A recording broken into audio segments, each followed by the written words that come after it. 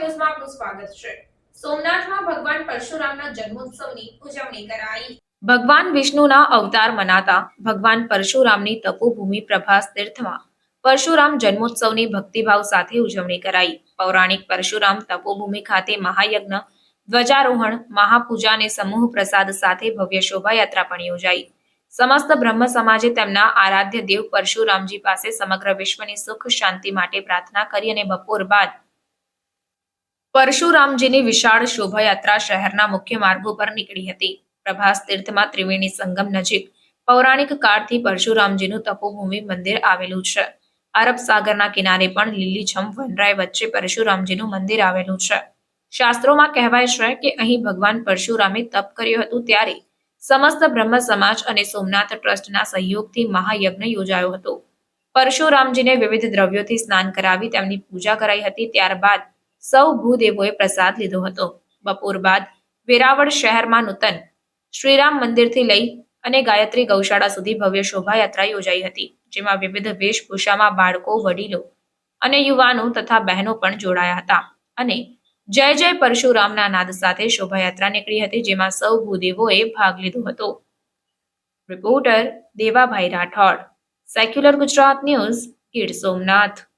મહેશભાઈ જોશી, પ્રભાસ પાટણમાં સોમનાથ ક્ષેત્રમાં પરશુરામજીનું બહુ જ પ્રાચીન મંદિર છે અને ભગવાનની જન્મ જયંતિ નિમિત્તે આજે આપણે યજ્ઞ માટે એકઠા થયા છીએ। તો શ્રીમદ ભાગવતની અંદર પ્રથમ સ્કંદમાં ભગવાનના જે 24 અવતારોની કથા કહી છે એમાં 16 એટલે 16મો અવતાર ભગવાન પરશુરામજીનો છે।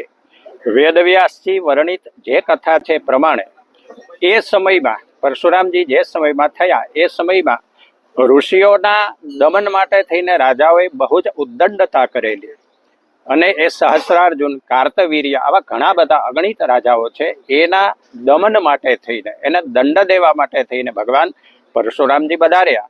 પરશુરામજી જનક મહારાજને ત્યાં અતિથિ તરીકે મહેમાન બનીને જતા, મહારાજ અવધપતિને ત્યાં મહેમાન બનીને જતા, એમની સાથે એમની બહુ જ મૈત્રાચારી હતી। જે ઉદ્દંડ રાજાઓ હતા એમના દમન માટે પરશુરામજીનો અવતાર થયો। હા, એવી એક કથા છે કે જે તે સમયે જમદગ્નિએ પરશુરામજીના પુત્ર પ્રેમની પરીક્ષા કરવા માટે આશ્રમમાં બેઠેલા છે એ સમયે એમણે પરશુરામજીને કહ્યું કે બેટા પરશુરામ, તું આ તારી માતાનો શિરચ્છેદ કર। પરશુરામજીએ ક્ષણના પણ વિલંબ વિના હાથમાં ખડગ લીધું, રેણુકા માતાને પગે લાગ્યા, વંદન કર્યા અને પછી માનો શિરચ્છેદ કર્યો। માનું મસ્તક ધડથી જુદું થઈને પડ્યું। જમદગ્નિ પિતા તરીકે બહુ જ પ્રસન્ન થયા અને પરશુરામજીને કહ્યું બેટા રામ, માગ, તારે જે જોઈએ તે માગતે મારી આજ્ઞાનું પાલન કર્યું। તો પરશુરામજી હાથ જોડીને કહ્યું કે પિતાજી, મારે કંઈ નથી જોઈતું, મારી માને આપ જીવતી કરી આપો, સજીવન કરી આપો। મા પાછા બેઠા થયા ત્યારે જમદગ્નિ ઋષિએ પૂછ્યું પરશુરામજીને કે બેટા રામ, તે આ વગર વિચારે તુરંત તમારી આજ્ઞાનું પાલન શા માટે, કઈ રીતે કર્યું? તો કે પિતાજી, મને તમારી તપની શક્તિ ઉપર ભરોસો છે। આ જમદગ્નિ ઋષિ થયા, એના પુત્ર પરશુરામજી થયા।